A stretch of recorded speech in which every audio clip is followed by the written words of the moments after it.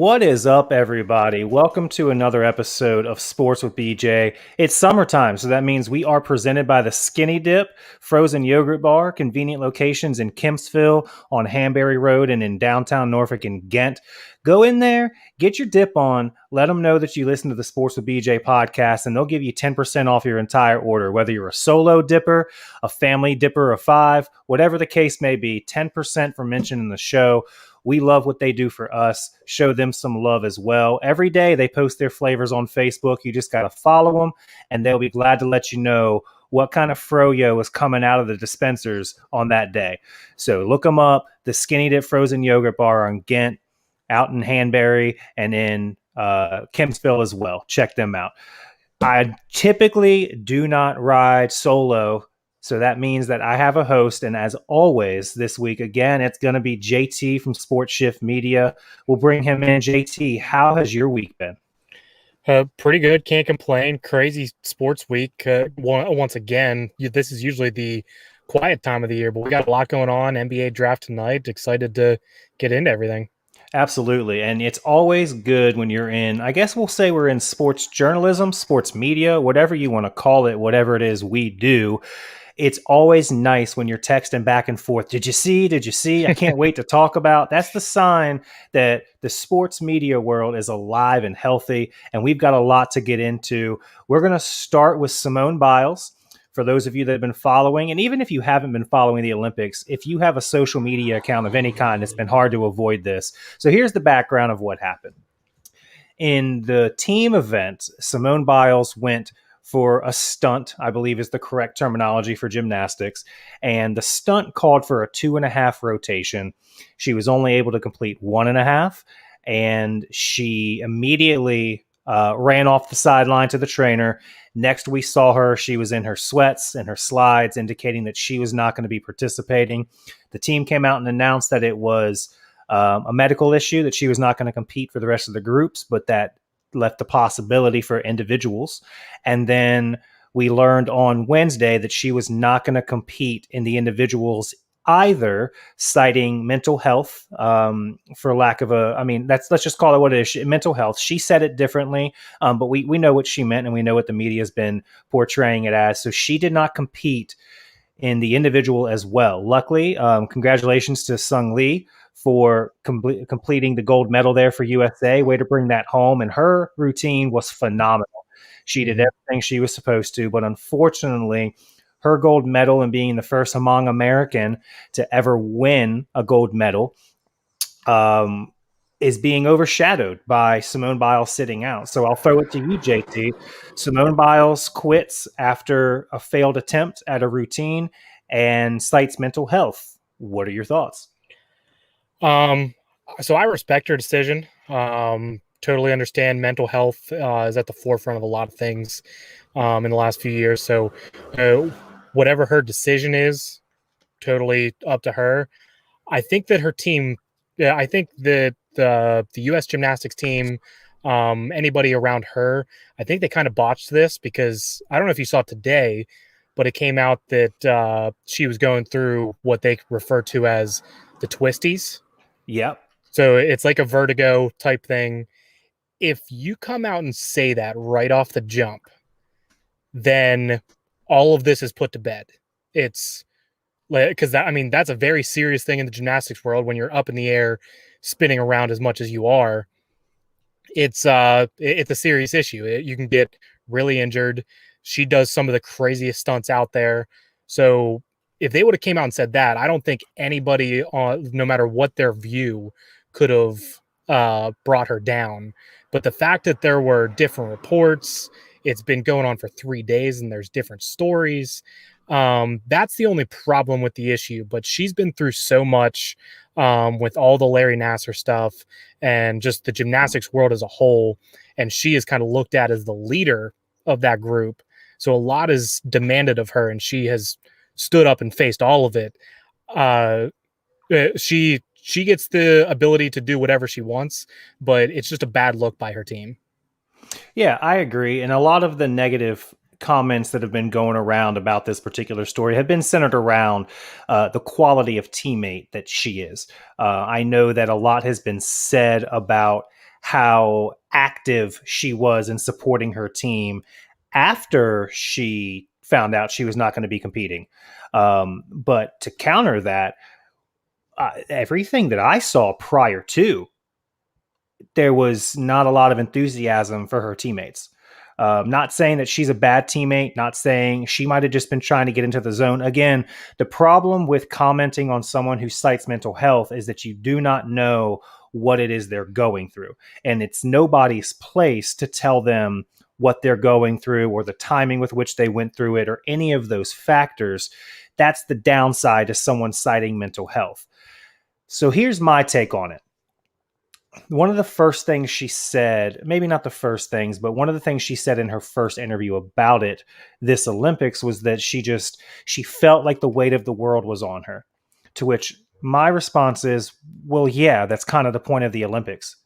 Literally, the weight of the whole world is competing, and you're representing an entire country, competing with 100 plus other countries, trying to win and make us the best country in that event. That is the definition of the weight of the world. Like, what did you expect? And I get that. And an interview, and this is something that I pulled deep because I felt like this had been addressed before when Simone Biles said that she had some mental stuff she was going through. It gave me deja vu. But there's been so many recently. You've had Serena Williams come out, you've had Naomi Osaka come out, you've had another tennis player come out, some of the LPGA golf players come out and say, yeah, these are real things. But something about Simone Biles struck me with a little bit of deja vu. So I went back and I actually found what it is I was referencing in an interview with ABC News last year when they found out the Olympics were going to be pushed a year. She stated her concern for competing in another year, citing her age, her ability to perform, possibly because of her age, and that doing gymnastics now makes her nervous, knowing Mm-hmm. she had to wait another year. She also disclosed at that time that she was in therapy and had been taking medicine for those concerns. So here is my overall synopsis on Simone Biles. You have to separate your reaction to Simone Biles, the human, and Simone Biles, the athlete. And separating them into two entities has to be okay. You have to understand that it's different. And here's what I mean: you are the greatest at your sport in the world. LeBron James, the greatest in his sport in the world. Michael Jordan at the time. We could go on and on and on and list people. You don't get to that level having a strong mental game. You just don't. That's not something that's conducive to being the best of the best. You look at Tom Brady, you look at Barry Bonds, you look at Pete Rose. All of these people we could go on and on listing have very strong mental presences, and they're very strong-willed in being able to block everything out. I mean, we've seen the documentaries, we've seen what these gymnasts go through to get to the level, to even get an opportunity to get to the level that they're at. You have to be able to shut things out and kind of grow. And I think when people look at it from an athlete standpoint, that's where the negativity comes from. If you look at a normal human being that says, you know what, I thought I was going to be able to take this vacation. As it's approached, I'm not in a good space. That's human. And what Simone Biles did, absolutely human. But from an athletic standpoint, from an athlete standpoint, the timing is what's weird for me. I'm glad she's getting the help, and I'm glad she's corrected the press release, because originally the United States Gymnastics said that it was a medical issue. It was a physical ailment. And she corrected in the interview and said, actually, it's not. It's mental. It's 100% mental at this particular point. Good for her for doing that. But as an athlete, knowing something was wrong a year ago, hearing that the Olympics were pushed by another year and the concerns it gave you then, to the point that you needed to seek out therapy and medicinal, I don't want to say compensation, but medicinal help to deal with it. Why did you go? Because now And what's is you've taken a spot away from somebody that could have potentially been in. And I know that we have alternates, but those alternates also get chosen based upon the amount of people that are going to be, I guess, starters for the gymnastics team. You took away someone else's Olympic experience by waiting The until the actual game and then not completing a trick or a stunt. That's when, you know what, now it's too much. That's just kind of where I stand on it. the one thing the one thing that I disagree with you on is I think she is different than some of those other athletes that you said because of everything that went on with the sexual assault accusations. And I'm pretty sure her and the rest of the team came out before the Olympics started and said that they're going to the Olympics with the mindset that this is to all pretty much say that they are stronger than Larry Nasser. So I can understand her mindset that like I have to, because I mean she's been leading the charge the whole time.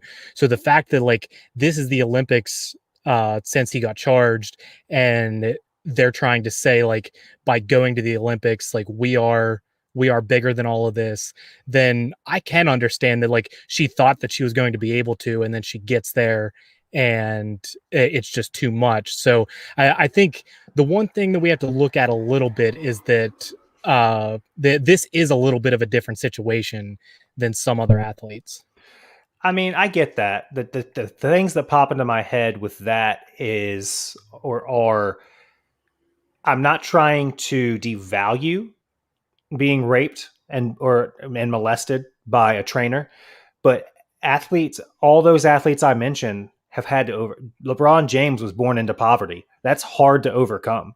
The things you had to see and deal with are hard to overcome. A lot of, I mean, let's not sugarcoat anything. A lot of elite athletes in every single sport are African American, and a lot of them, a high percentage of them, come from low income households where they have a choice: go to practice or sell drugs for the gangbanger on the corner. Like, people go through things, and I'm not trying to make light of what she went through. I'm just saying everyone has a story. And the thing that I with the Larry Nasser thing, and again trying to be as sensitive as possible to the magnitude of what it was, I don't understand the need to prove anything to Larry Nasser. He was a trainer. He wasn't a coach. He wasn't an athlete himself. He had nothing to do really with the success that the gymnastics team had, in my personal opinion. Now, I know that there's a lot to be said for recovery and instructing with stretches and stuff like that, but if he can't go to an Olympics because he gets pulled to wherever it is he's getting pulled to, or if he can't make a meet because he's got to be somewhere, did it really prevent anybody from winning? No. So, I mean, why are we trying to prove anything to Larry Nasser for who all we know is probably in jail getting pounded right now? Like, so, I mean, I get it. Everyone has a story. I'm just trying to let people know on the surface of it, I completely agree with her decision. Hey, there is nothing wrong with what she did. We have to separate our reaction to a human being and our reaction to an athlete, though. And if you look at it from a human standpoint, it's brave, it's courageous, it's all the things that she's been doted on exhibiting because they are. That is reality. Then you look at it as an athlete, though, it's just the timing of it is odd that you would go all this time, basically a year from her own admission, and still go forth with it. And I mean, I guess from a teammate standpoint, like, it's weird. Like, I think of Michael Jordan in the flu game, because my one thought is, if you're beaten down, are you really helpful to your team? Michael Jordan with the flu is still the best option on your team. Simone Biles dealing with mental health and not being at 100% is still probably better than everybody on your team. I mean, they had to adjust the point system for her. Like, Well, I mean, which was also not fair. which was also not fair. That was completely ridiculous. And I'm not 100 on the timing of that. Maybe that had something to do with it. Maybe that really was the straw that broke her mental camel's back and said, well, I'm doing everything I can here to just be present, and you're going to dock me because I'm better than everybody. Like Hmm. that's not I like, mean, I know that would mess with me. I mean, you're yeah, telling me that I'm doing the best, like I'm doing things that no one else in the world can do, and I'm getting docked points for it because that I mean, I would definitely that would affect me. right. And for me, that's really my only negative with the situation is that the longevity with which she was dealing with this and the decision to continue to go forward took a spot away from somebody to be able to experience the Olympics when she's experienced what this is her third Olympics, Hmm. right? Um, I feel like it probably would have done. And again, this is a hard topic because you can't tell somebody how to feel. I'm just speaking personally. If I was dealing with a bunch of mental health things, the last thing I would want to do is board a plane, take a 13-hour flight, and go to Tokyo and be away from everything I know.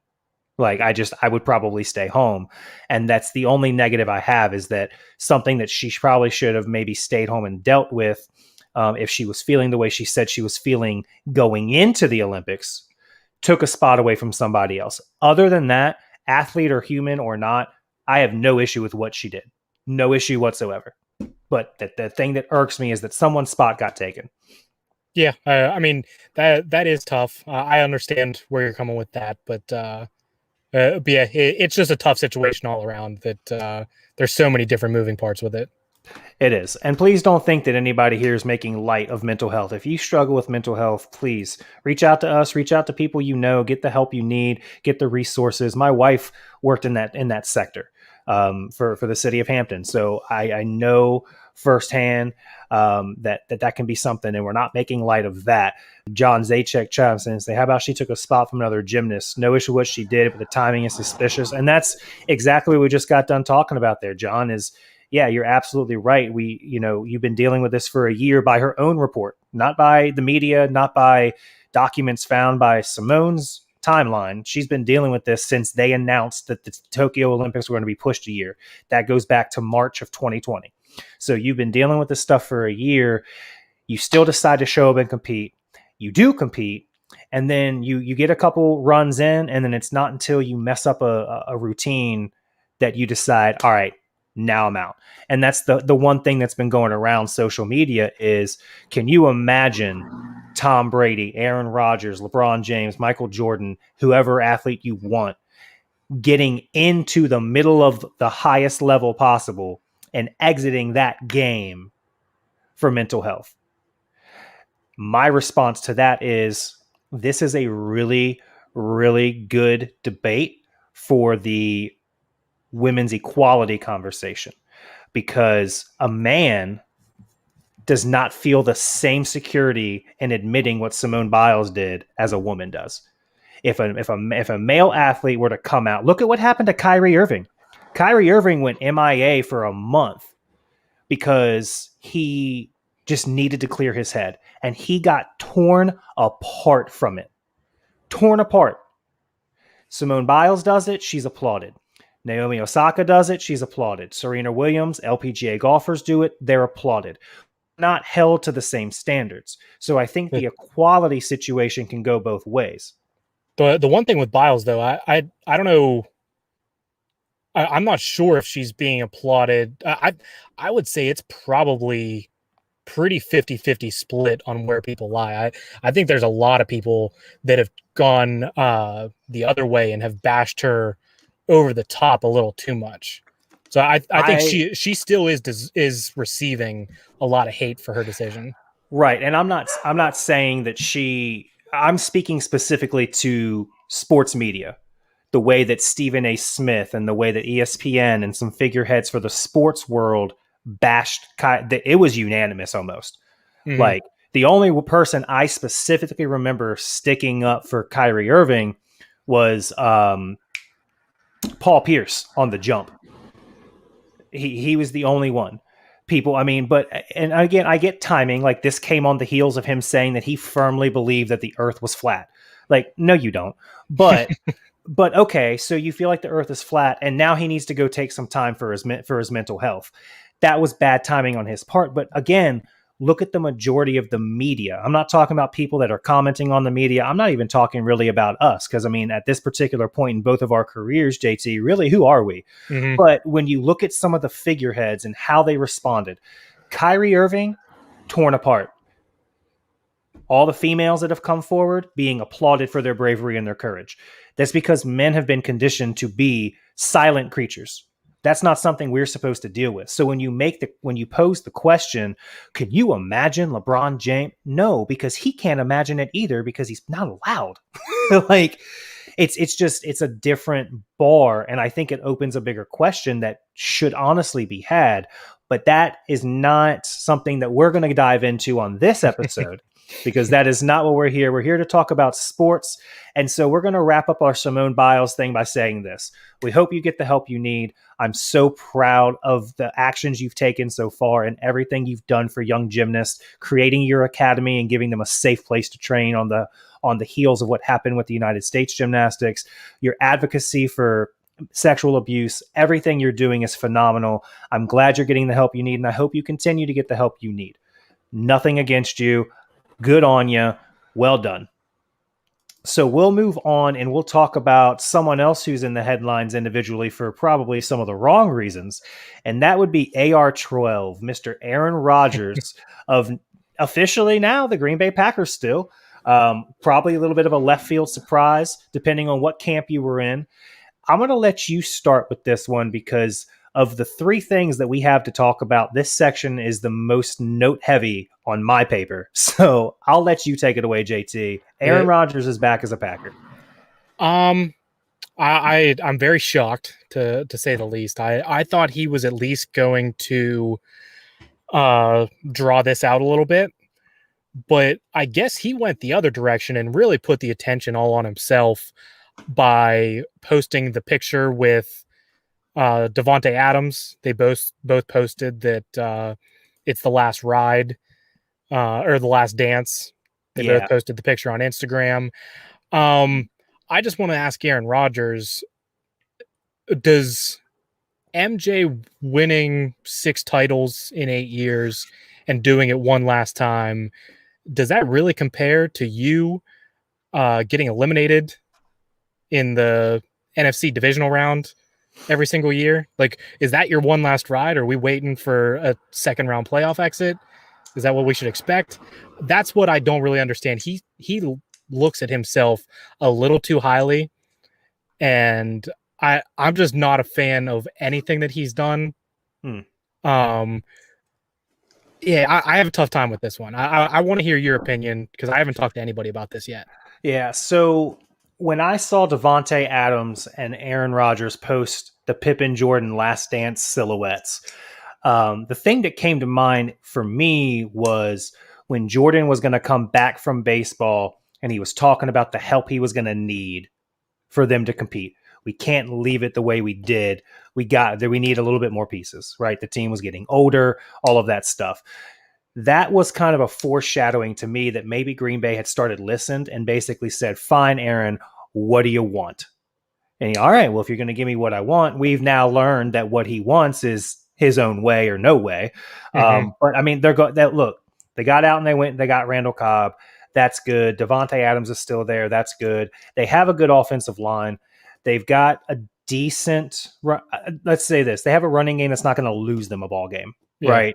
So I got where they were coming from with that post, but I agree with you for Aaron Rodgers to compare him and Davante Adams to Scottie Pippen and LeBron James going for a last dance. MJ. I'm sorry. Yeah, MJ. My bad. What a combination that would be. Oh, Scotty my Lord. and Scotty and LeBron. Yeah. So you can go to the bench first. But yeah, I mean, I'm with you. He hasn't done anything to compare himself to Michael Jordan and that final run in 98 that they were going to try to make, right? Was it 98 or 96? 98. 98. So yeah, my thing with this whole situation is if Aaron Rodgers and the Green Bay Packers don't win a Super Bowl this year, both sides lose. Yes. Both sides lose. The Packers, in my mind, have already lost. And I'll tell you what I mean. They are now going to have to deal with acquisition problems in the future. Aaron Rodgers, make no debate about it, is an elite level player who has given his entire career and done whatever they have asked for him.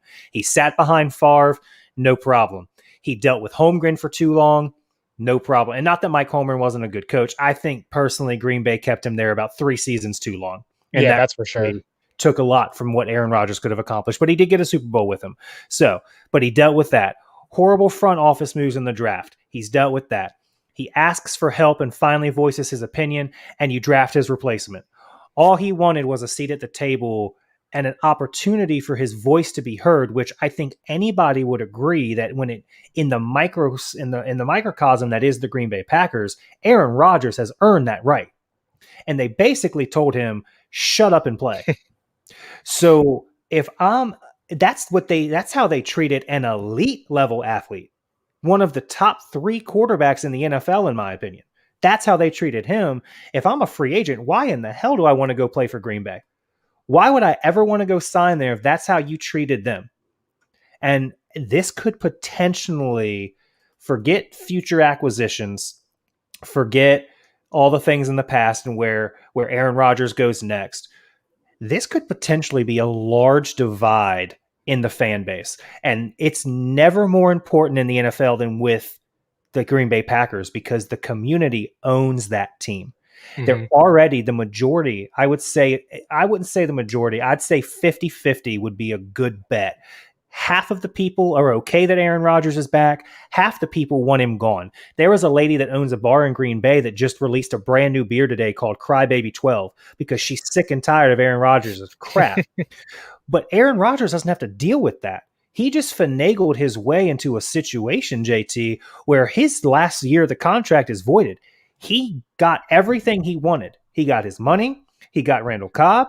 He got his last year of his contract voided, so he's a free agent next year, no questions asked. He has a deferment lock on his signing bonus, so that has to get paid. They can't weasel the way out of that.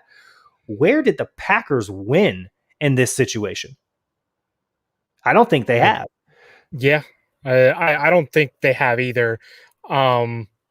Yeah, I think forever there's going to be a trust issue, and especially with the fans. You just saw Milwaukee go out close by, same fan base pretty much, and win a title by bringing guys in around your superstar and creating a team that was worthy of winning an NBA title.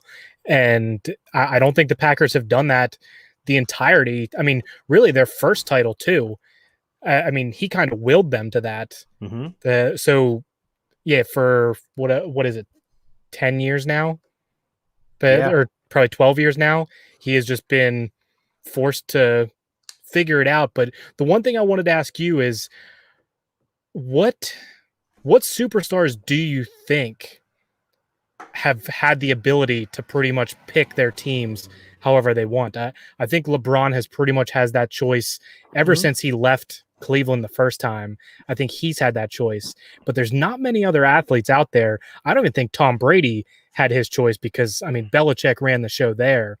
There's not a lot of guys that get what Aaron Rodgers wanted. I feel like the Tom Brady one's a bad example because there were two contracts there towards the end of his career in New England where he took less money to open up space for them to go make moves. It's hard for me to believe that they would have a conversation with him to take less money, but not let him be part of the conversation on who they bring in. Or at least, not this is what you better do, but this is who I would like. And it's Tom Brady. At that particular point, he'd brought you 4 Super Bowls. What are you going to say? Yeah. Like, what are you going to say? So Tom Brady, for sure, I think is one of those guys. It's hard in baseball because there's so many players on the field and so many guys on a roster. I mean, baseball is the only sport I know of that has 4 divisions of their minor league system. Like, there's so many players there. But yeah, I mean, very few. And the question has to be asked, has Aaron Rodgers earned that? My answer is with the Green Bay Packers, yes, he has. In the NFL, no, he has not. Tom Brady is the only one I can think of that has earned that right. Joe Hmm. Montana would be another one, maybe Steve Young, some of the greats of all time that has so much respect and have accomplished so much. I mean, he basically did that with Tampa Bay. Hmm. He was able to choose his position. He was telling teams what they would have to grab for him to come there, and teams were considering ways to make it happen. We don't see it that often, and that's the point you're trying to make, and I completely agree with it. But I want to turn to Aaron Rodgers on that and segue to how this has hurt him, because my statement was, if the Packers don't win the Super Bowl, both sides lose. The Packers have already lost. The Hmm. Packers just bent over and let Aaron Rodgers give it to him however he wanted to. But now let's look at Aaron Rodgers. He literally threw a temper tantrum. Right, that's exactly what he's done. And in the process, he's shown himself a little bit. I mean, we're talking about the same guy who, and I don't know the backstory of it, but I do know the surface of it. And the surface of it is without hesitation or what seemed to be any deliberation or regret at all, cut his family off. Yep. Cut his family completely off. Don't care about you. Don't need you. Almost Patrick Reed esque, right? I From would the say PGA Tour. I would say it's pretty much 100%. It seems like they're on a similar level there. Right, and that's not the wavelength you want to be on with Pat. Is you don't want to be compared to being on the same wavelength as Patrick Reed. That is danger.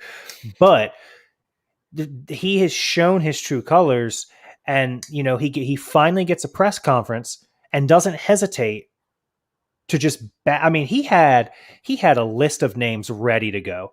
Yep. Look, I know you and I've played sports. We haven't played at that level, but we've played long enough. Can you go through right now the last 10 years of your playing career and list off 15 to 17 guys that you've played with? Nope. I don't think so. He had that list ready in that press conference, baby. He was ready to continue to bury the Green Bay Packers organization for how they had treated him, which shows me two things. One, he's selfish. He only cares about himself and making sure that his point is heard, right? And two, he must be one of the best damn swimmers in the entire world because he is burning every bridge to get over water he has built. And that's where I say if he doesn't go out and win a Super Bowl, he loses. If he goes out this year and the Packers win a Super Bowl, other organizations take everything he did and go, well, we have known that the Packers are a dumpster fire in that front office. Hmm. Maybe Aaron Rodgers was absolutely right. He gets that validation. But if he doesn't at least get to you can't go NFC Championship and lose again. If you're Hmm. Aaron Rodgers, you got to at least get to the Super Bowl. If you don't get there and you burned all these bridges, what team is going to want you for the? I mean, you're 37 years old. Yeah, he'll be 38 by season end, and he pretty much has to take the Jeopardy job at that point. That's all he's going to have left. Right. So I think Aaron Rodgers has worked himself into a position. This will be, I guess, my bold take for my first bold take of the NFL season. I don't know that if Aaron Rodgers doesn't make it to the Super Bowl this year, I don't know that he gets picked up and has a very good career the next 4 to 5 years. All right, I'm going to jump on that a take and expound on that. I'm going to say he does not make it to the Super Bowl and that his career's over. I don't think the addition of Randall Cobb does enough to win the NFC. Mm-hmm. So I think this is the last season we see Aaron Rodgers. It's quite possible. And I mean, if I'm a Green Bay fan, how dare you? How dare you come out and say that you considered retirement? Like, really?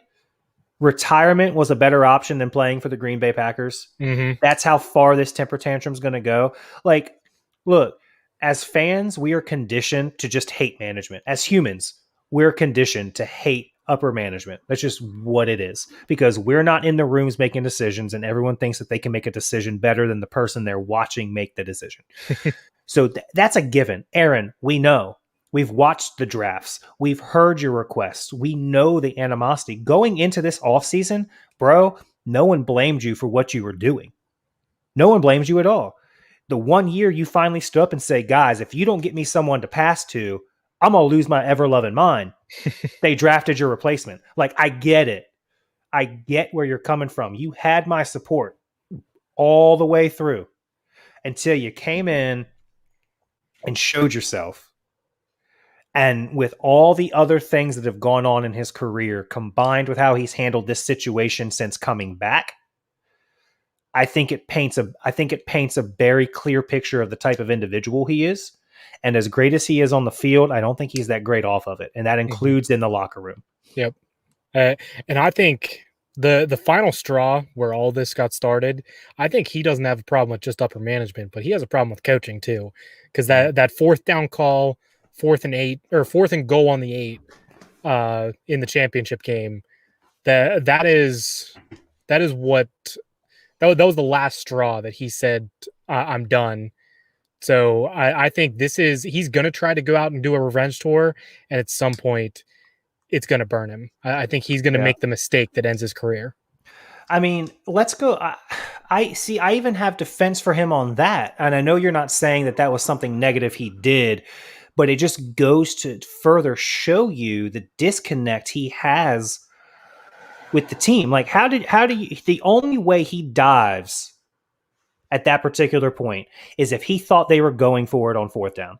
I'm Hmm. convinced. You will not convince me otherwise. Let's not have a conversation about it because it won't be one. There's no way Aaron Rodgers, with the competitive nature he has and the desire to win that he has, if he thinks that they're kicking a field goal on fourth down, he is sacrificing body and limb to Yep. get into that end zone. How do you not know that? How do the coaches not tell you that? Or did the coach, or you don't want to listen? Like, where is that line? And it just, everything about how he's handled this situation coming into today, going back to Packers training camp and showing up and getting the contract he wanted and getting his 2023 voided and getting this, that, and the other thing. It just, I think, paints a bigger picture about who Aaron Rodgers is more than it paints a picture of who that front office is. And I think that Hmm. that's going to, if he does not win a Super Bowl this year, having acted that way, nothing makes him appealing to a front office. Why would you choose? Now, if he was 30, if he was 34, you got 7 years left of him. I can deal with 7 years of Aaron Rodgers if I put the pieces around him and think I can win 2 or 3 Super Bowls. Hmm. But at 38, you've already auditioned for Jeopardy. You've already mentioned retirement. You're doing whatever Shailene Woodley tells you to do. Like, why am I going to take But that on for 3 years? yeah, I mean, I totally agree with you on that. On a lighter note, I would do whatever Shailene Woodley told me to. So, I thought about saying that, but I'm glad you did. I'll just say yes. yeah. So, I mean, I get it, but I don't get it. So, that's Aaron Rodgers in a nutshell there. I really fear that he's burned his bridges. And look, the Packers have already lost on this deal, but I'll stand by my statement. If they don't win the Super Bowl, both sides are losers in making this get done. You had an opportunity to have a clean break from him. And look, dude, I'm going to say it. You had a chance to rid your locker room of toxicity, and you just invited the biggest elephant into that room as possible. We'll see how it plays out. Hopefully they get it done for Aaron's sake, because I would hate to think that this is the last thing we remember about his legacy. But football is in the air, especially if you're in the Midwest and the Southeast, because the Big 12, as of 5:45 this evening, has officially unanimously accepted Oklahoma and Texas's offer for an invite, or request for an invite for the 2025 season. So that means that they will officially at some point send that their way. Also, the Big 12 conference today issued a cease and desist order against ESPN. We'll get into that a little bit, but let's take it off the top, JT. Oklahoma and Texas, co-founders of what we now know as the Big 12, used to be the Big 6, used to be the Southwest, did it not? The Southwest Yes. Conference, and then Yep. the Big 6, and then the Big 8, and now the Big 12 that really only has 10 teams. All of that has happened. Oklahoma and Texas are co-founders, and they won out. What say you, JTZ? I just have to start off by showing the shirt I decided to wear today. Horns down. Love Horns it. down will always be my favorite thing to do at football games. That game in Austin in 2018 is still my favorite football game I've attended.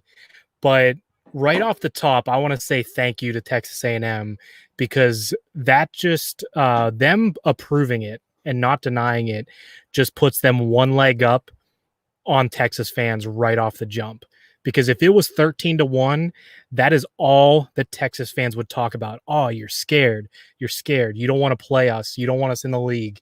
So, I mean, Texas fans can be some of the most annoying fans around all of college football. So I'm glad that they did that. But the biggest thing for me on this, there's many different aspects that we'll get into, but I think this is very shady on both of Texas and Oklahoma's part. I understand why they're doing it, but the fact that this has been going on for 6 to 8 months and no one around college football has got a whiff of it. The last time we heard about realignment, it was the biggest story and there was nothing going on yet. That like talks had just started and everyone was already fighting about it.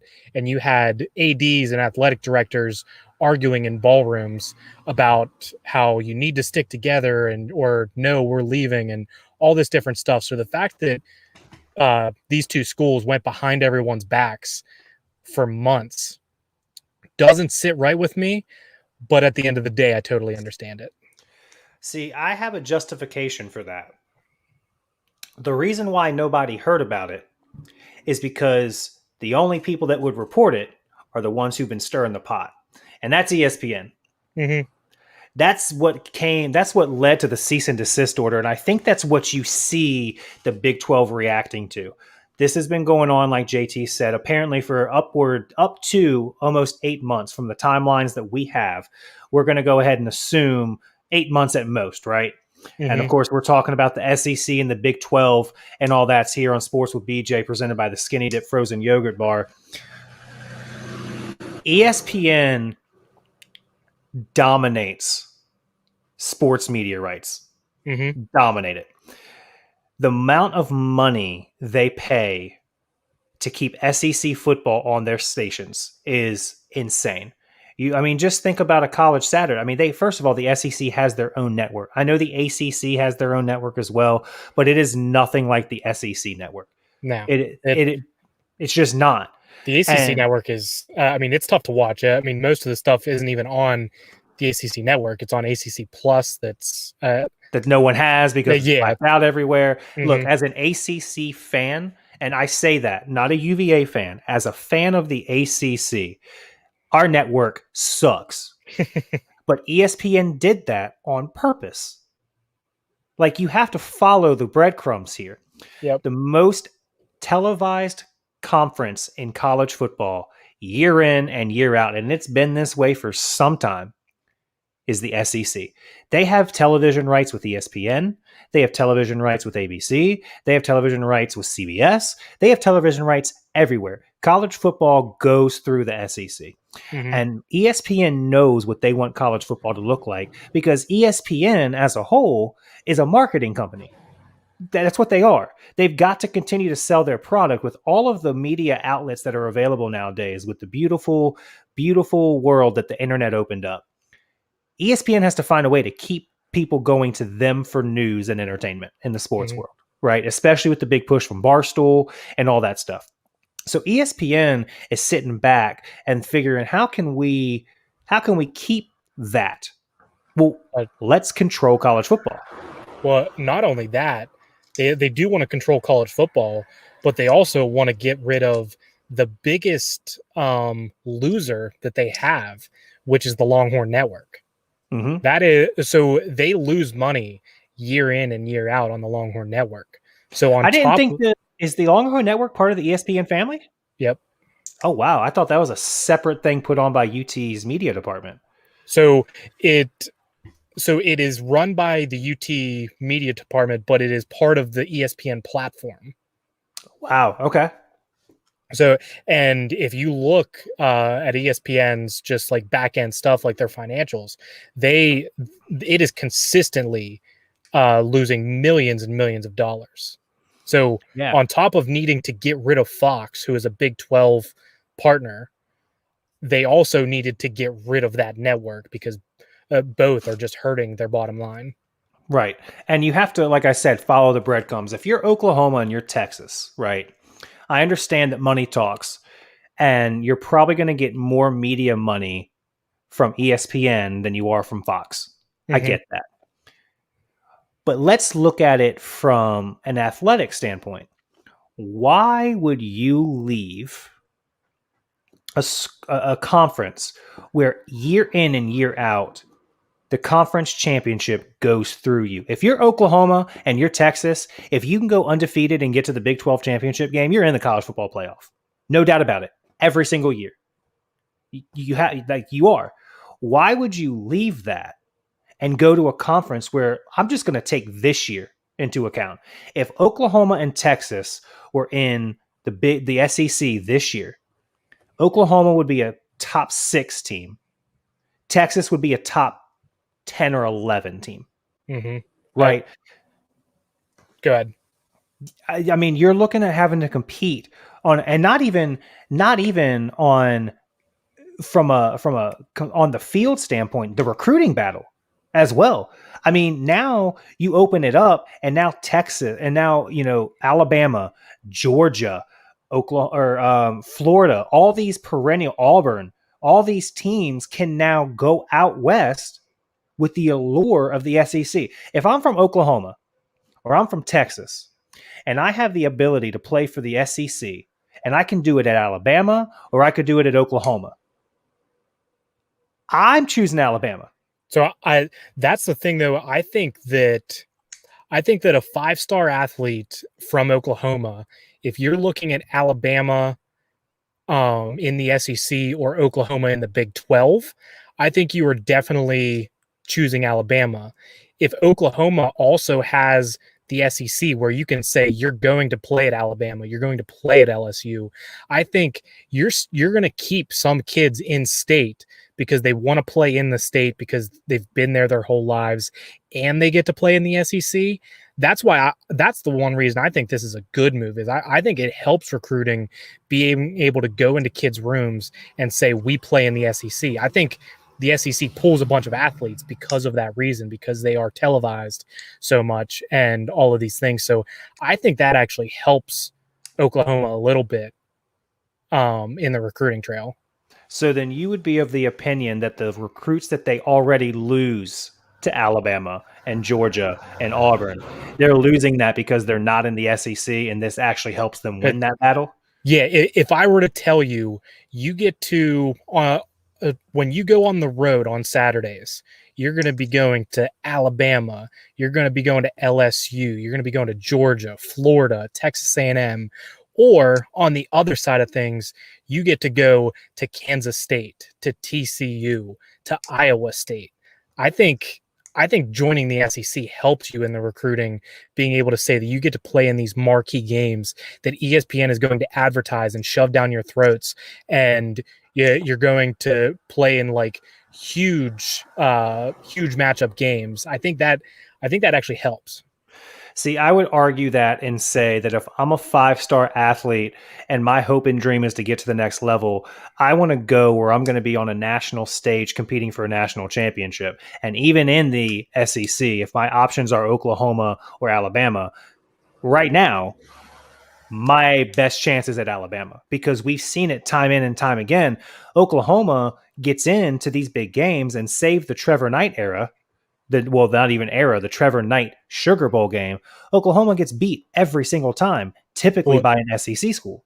so do you think though that them joining the SEC and having to play the conference for 9 games, or is that how many they play?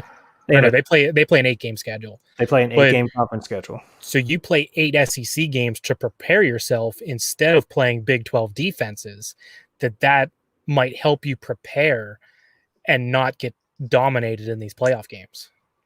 See, I think it would for me it dilutes it a little bit, if that makes sense. If I'm in the conference with the best of the best and my team doesn't make it, my talents can get overshadowed because I don't make it to the next level. I don't make it to the playoff. I mean, But you're talking about a national stand. Let me ask you right now. If if Oklahoma and Texas were in the SEC this year, are they making it to the college football playoff? So no, but I actually have this written down in my notes. I think that's why everything that has happened this offseason all plays in together. I think that if you look at who is trying to get the 12 team playoff approved, it is the SEC commissioner. I believe Oklahoma's athletic director was involved in that, and someone else in the SEC. I think those were the three driving forces of getting this 12 team playoff. Mm-hmm. So if you tell me as an Oklahoma, if I'm at Oklahoma, I think I can. Oklahoma's definitely going to finish in the top six, which I think if there's a 12 team playoff, most likely six teams from the SEC are going to go. And If Texas and Oklahoma are in it, yeah. Yeah. See, my thought is this. The reason the SEC wants a 12-team playoffs is because they're sick of having two, sometimes three one-loss teams that are national championship caliber teams get left off. If I'm the Big 12, I want a 12-team playoff because I'm sick of Oklahoma and Texas not being able to lose a game to get into the playoff. But I think the SEC, I think is his name Bowlesby, that runs So. but I think he maneuvered this to get this approved so that he could add Oklahoma and Texas. I think Oklahoma said that we don't want to join your conference if it's only a 14 playoff. So then he pulled some strings behind the scenes and said, I'll get a 12-team playoff, and then that gives you a much better chance. Because Oklahoma, even though they get beat once they get to the playoff, they are right there on the same level or the next tier down from the Alabama, the Clemsons, and the Ohio States. I think they're right there as the next team in line behind those guys. I mean, I agree, but the gap is so large. I mean, these games that they're in are not the best game I can remember Oklahoma playing in a bowl game was the 2017 Rose Bowl game with Georgia. That game ended 45-42. Baker Mayfield was there. Homeboy for Georgia was quarterback. I can't remember who it was at the time. That was a great game. But those were also two teams that got through the year because of their offense. They couldn't stop a fart in a phone booth. So the talent, I feel like this is, and maybe with longevity, it not even maybe, it probably works out because the playoff is going to be expanded. We don't know how long that's going to take. We've heard as early as next year. We've also heard that it wouldn't take place in the 2020s. So we don't know when that's going to come. I just feel from an overall, even if Oklahoma, because there's only so many recruits to go around, right? Like even if Oklahoma lands two or three blue chip recruits more a year because they're in the SEC, so is Texas now. It's even more so diluted, and you're still going to have the same perennial powers. It's so hard to change the brand of football you play. Big 12 football and SEC football are completely different styles. We've seen that with Mike Leach, right? We've seen how bad it gets when you try to take that type because I feel like the Pac-12 also plays a similar style to the Big 12. And he goes over to the SEC, and it's everything they can do to scrounge together a semi-respectable season, right? Mm-hmm. I feel like as things go, it's going to end up having been a bad move if the playoff stays the way it is now. But they're also talking about a super conference with 16 teams, and that's the only conference that can play in the football, or 32-team conference, and that's the only division that can play in the playoffs, and everyone else falls to the wayside. Which brings me to a point I really wanted to get to.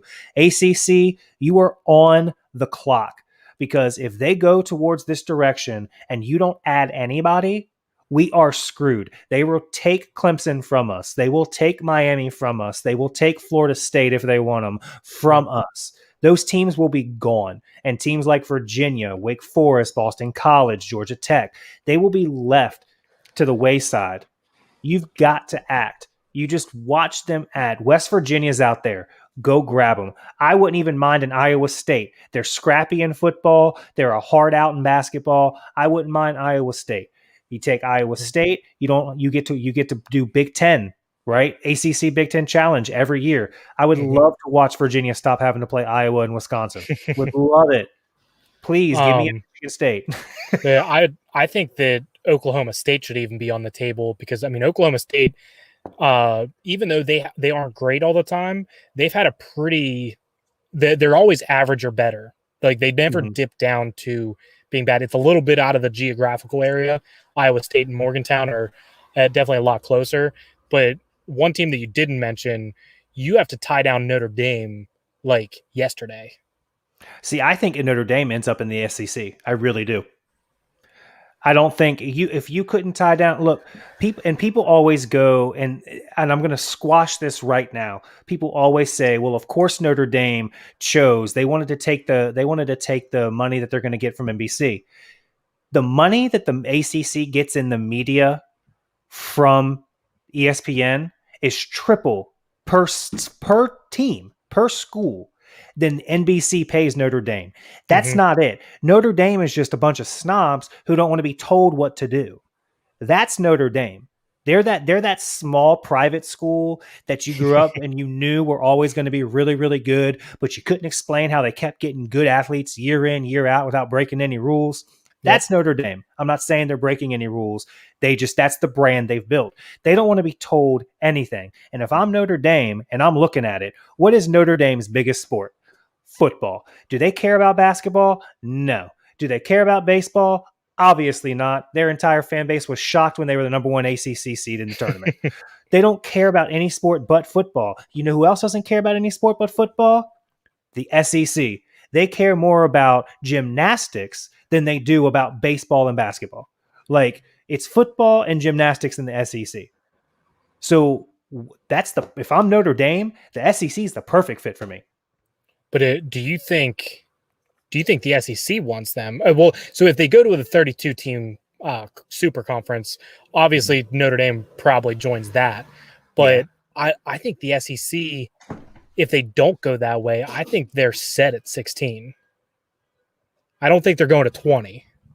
I mean, let's look at some of the teams that they could possibly. I mean, nothing's really being said here about Texas A&M, right?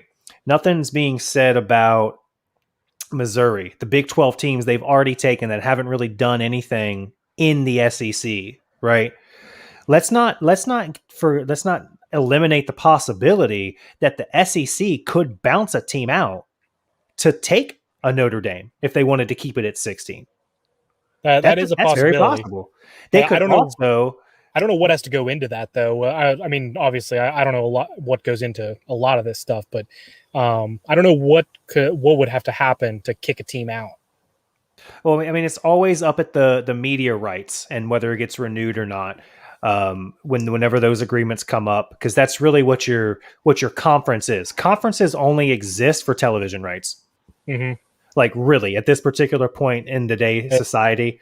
And I think the next time every league has a chance to negotiate TV rights, I think TV rights become less and less of a factor with all of the other options out there. I think you're seeing it that the amount of eyeballs you have on a TV doesn't matter as much because of all the streaming options and all the different things. So I think that's going to be interesting moving forward too. Yeah. Another team as I'm sitting here thinking that I wouldn't mind the ACC going after is UCF. UCF would be a great addition. So that is one thing I talked about that with somebody on Twitter. The only thing that worries me about a UCF is that in the scheme of how long college football has been around, they are a little blip on the radar. So it's whether they can sustain it and like 5-10 years down the road, are you going to be looking at that and seeing it as a Missouri or a Nebraska that was once a Right. powerhouse and is now the low level of college sports? So it's easy to hear that statement come out of my mouth and assume that it's recency bias for the success they've had in a short amount of time. I'm different. I lived down there. UCF was 15 miles from the college campus. I was a dual enrollee with UCF for some of our business classes for my golf academy. I can tell you for a fact right now, there are at least 5 ACC schools that I can think of that UCF has better facilities than. with Okay. less money.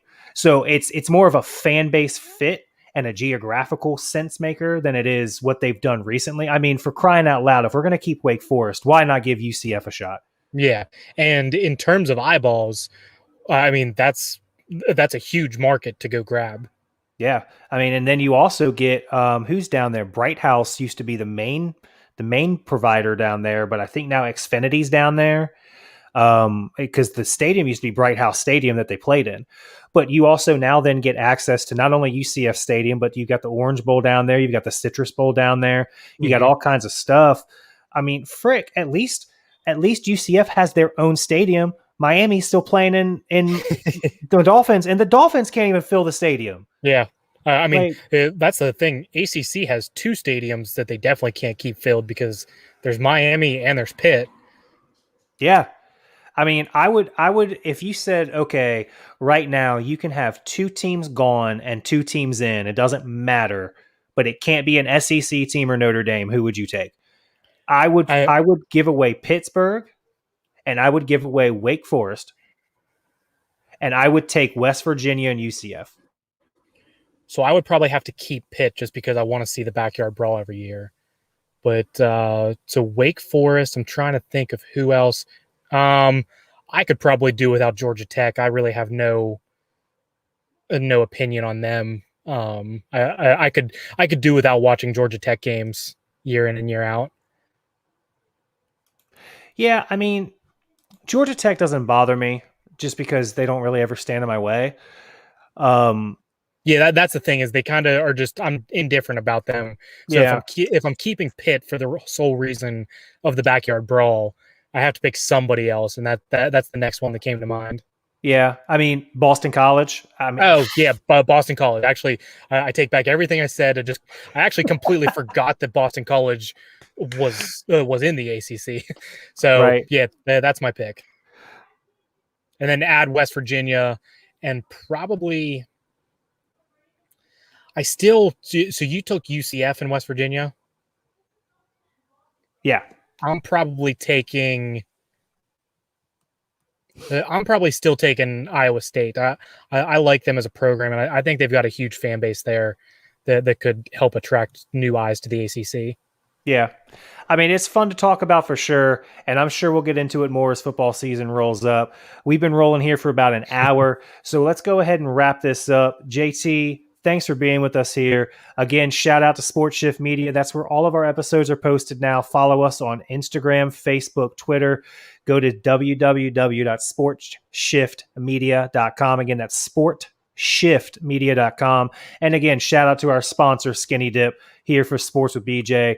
Ghent, Hanbury, and I always forget one, Kempsville. Mention the podcast, get 10% off. For JT, I'm Brandon of Sports with BJ. We'll see y'all next time.